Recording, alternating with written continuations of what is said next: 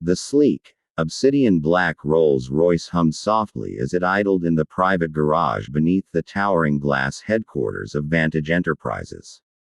Alexander Kane, the 42-year-old CEO who had built a tech empire from sheer will and ruthless ambition, adjusted his cufflinks, the glint of his Patek Philippe watch catching the dim light. It was supposed to be another ordinary day: board meetings, a press conference, and a dinner with investors. But the air felt heavier today, charged with an unease he couldn't place. He dismissed it as fatigue. After all, sleepless nights were the price of power. As he slid into the driver's seat, the scent of polished leather enveloped him. He pressed the ignition, and the car purred to life. But before he could shift into gear, a sharp, unexpected voice pierced the silence. "Shut up." Alexander froze, his hand hovering over the gearshift. The voice was young, female, and impossibly close, coming from the back seat. His pulse quickened as he glanced in the rearview mirror.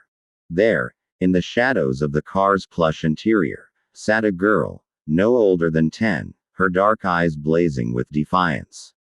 Her clothes were worn, a faded hoodie and scuffed sneakers, starkly out of place in the opulence of his world.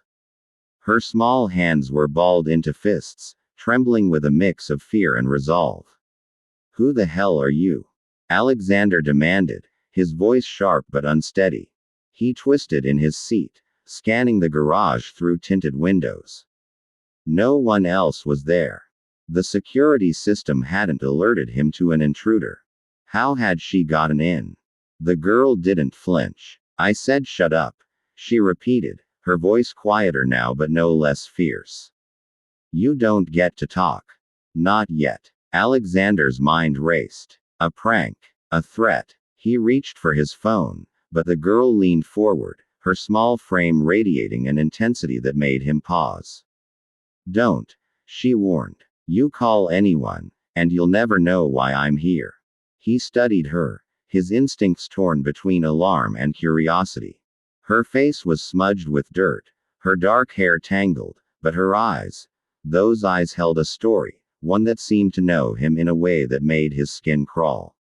"What do you want?" he asked, forcing calm into his tone. "Money. Is that it?" The girl laughed, a bitter sound that didn't belong in a child's throat. "Money. You think this is about money?" She shook her head, as if he were the one out of place. "You don't even know who I am, do you?" The question hung in the air, heavy and accusing.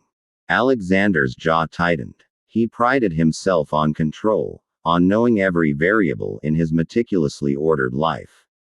But this was chaos. "I've never seen you before," he said, his voice low. "If this is some kind of game, you picked the wrong person to mess with." "It's not a game," she said, her voice dropping to a whisper. "It's about her." "Her?" Alexander's brow furrowed. "Who are you talking about?" The girl reached into her hoodie pocket, and for a moment, Alexander tensed, expecting a weapon. Instead, she pulled out a crumpled photograph, its edges worn as if it had been handled 1,000 times. She thrust it toward him. "Look at it." Reluctantly, he took the photo. The image was faded, but clear enough. A woman, maybe in her late 20s, with warm brown eyes and a smile that felt hauntingly familiar. She was holding a toddler, a girl with the same dark eyes as the one now sitting in his car. Alexander's breath caught. He knew that face, but from where? A memory flickered, distant and buried, like a dream he couldn't grasp. "Who is she?" he asked, his voice quieter now, the photograph trembling slightly in his hand. The girl's eyes glistened, but her voice remained steady. "Her name was Lila, and you destroyed her." The accusation landed like a blow, but Alexander's mind scrambled to make sense of it. Lila. The name tugged at something deep, a thread he hadn't pulled in years. He stared at the photograph, the woman's face pulling him back to a time he'd worked hard to forget. A time before Vantage Enterprises, before the wealth and the power, When he was just Alex, a scrappy coder with big dreams and bigger mistakes. Start talking, he said, his voice colder now, masking the unease creeping up his spine. Who's Lila? And what does she have to do with me? The girl leaned back, folding her arms. You really don't remember, do you? That's so like you. Move on. Forget the mess you leave behind. She took a shaky breath, as if steeling herself. Lila was my mom. And 10 years ago, you ruined her life. Alexander's heart thudded. 10 years ago. He was in his early 30s then, clawing his way up in Silicon Valley, making deals, breaking promises. It was a blur of late nights, shady partnerships, and decisions he'd rather not revisit. But a woman named Lila. He shook his head. I don't know any Lila. You've got the wrong guy. The girl's eyes narrowed. Don't lie to me. I know it was you. I've spent years piecing it together. The emails, the contracts, the lies you told her. You used her, and when she needed you, you threw her away like she was nothing. Emails. Contracts. Alexander's mind spun. Kid, I don't know what you're talking about. If you've got proof, show it to me. She hesitated, then reached into her hoodie again, pulling out a small, battered notebook. She flipped it open and shoved it toward him. The pages were filled with handwritten notes, dates, and fragments of printed emails, some highlighted, others circled in red ink. One name stood out. Lila Harper. And next to it, in the girl's jagged handwriting, Alexander Kane, Vantage Enterprises. He scanned the pages, his pulse quickening. The emails were from a decade ago, between Lila Harper and someone using his old personal email address. They discussed a startup, a project called Nexus, a name that sent a chill down his spine. Nexus had been his first big break, a data analytics platform that caught the eye of investors. But it had also been a battlefield, littered with burned bridges and buried secrets. These don't prove anything, he said, but his voice lacked conviction. The emails mentioned Lila as a co-founder, someone who'd poured her life into Nexus, only to be pushed out. There were vague references to a betrayal, to promises broken. He handed the notebook back, his hands unsteady. This is ancient history. Even if it's true, why does it matter now? Why are you here? The girl's face hardened. Because Lila's gone. She died 2 years ago. And it's your fault. The words hit like a physical force. Alexander leaned back, his mind racing to connect the dots. Died. How? Does it matter? The girl snapped. You took everything from her. Her work, her dreams, her future. She never recovered after you cut her out of Nexus. She spiraled. Lost her job, her savings, everything. And I was left to pick up the pieces. Alexander's mouth went dry. He remembered Nexus now. The late nights, the arguments, the compromises. There had been a woman, hadn't there? A brilliant coder, someone who'd believed in the project as much as he had. But it was a brutal time, and he'd made choices, hard choices, to secure the funding that launched Vantage. Had he pushed her out? Had he buried her contributions to claim the glory for himself? The memories were fuzzy, clouded by years of success and self-justification. I'm sorry, he said finally, the words feeling inadequate. If what you're saying is true, I didn't mean to hurt her. It was business. Things get messy. Messy. The girl's voice broke, and for the first time, tears spilled down her cheeks. You call losing everything messy? She loved you, you know. Not just the project. You.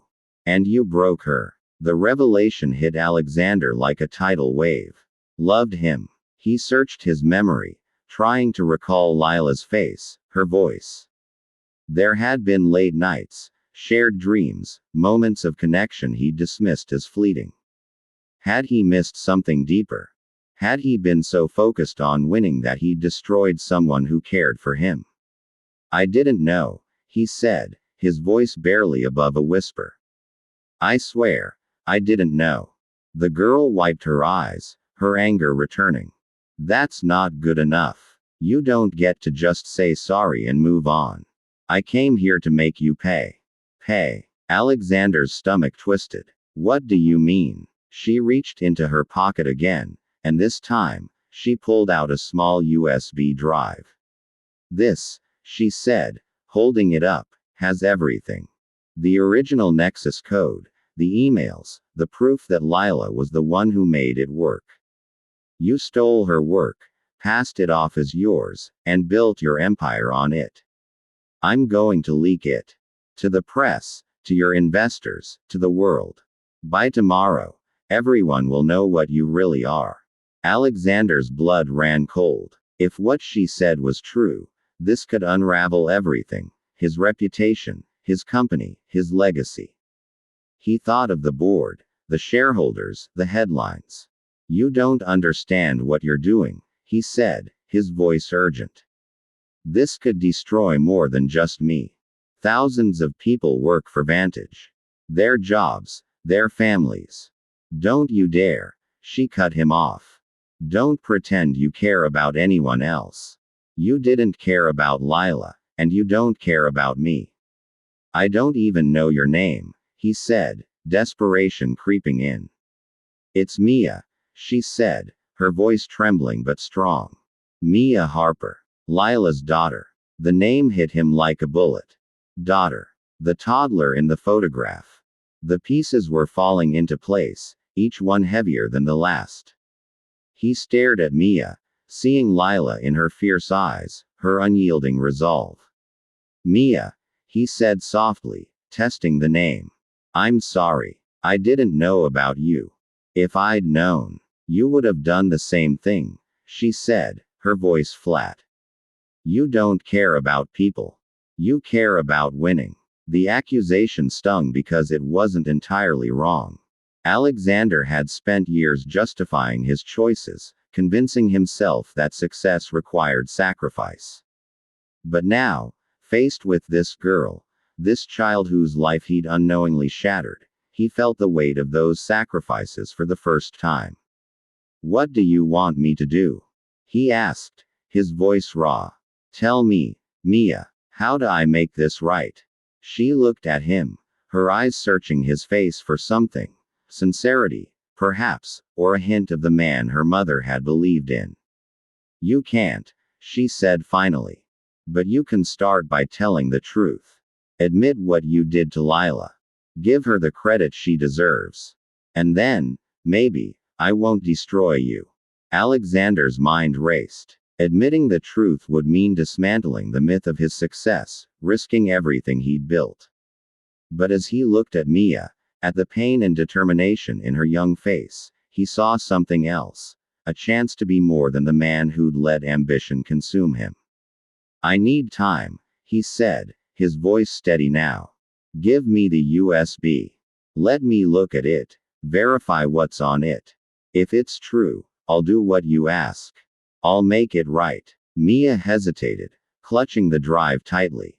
Why should I trust you? Because I'm all you've got, he said, meeting her gaze. And because I don't want to be the person you think I am. For a long moment, they sat in silence, the air thick with tension. Then, slowly, Mia extended her hand, offering the USB. You have one day, she said. Don't make me regret this. Alexander took the drive, his fingers brushing hers. It felt like a contract, a promise he wasn't sure he could keep.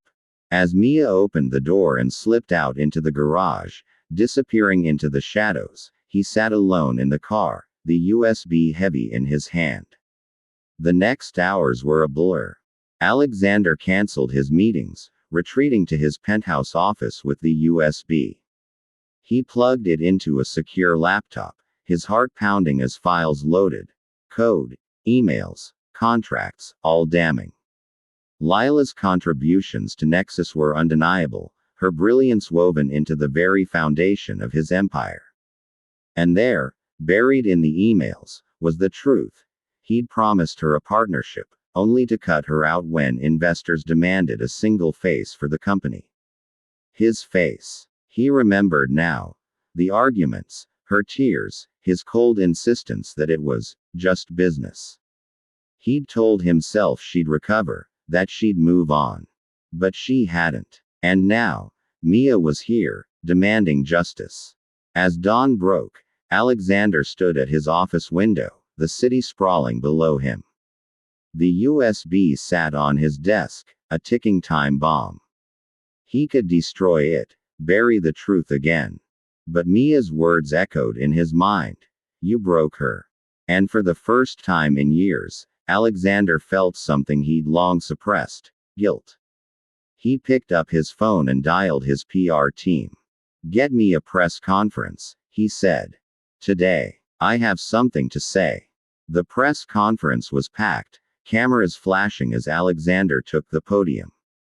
The world watched, expecting another corporate announcement. Instead, he told the truth. He spoke of Lila Harper, her brilliance, her role in creating Nexus. He admitted his betrayal, his greed, his mistakes. He didn't mention Mia. Some promises were private, but he felt her presence in every word. The fallout was immediate. Headlines screamed of scandal, stocks plummeted, and the board demanded answers. But as Alexander left the stage, a strange calm settled over him. For the first time in years, he felt free. That evening, he found a note slipped under his office door, in Mia's jagged handwriting. Thank you. For her. And with it, a new photograph of Lila, smiling, at peace.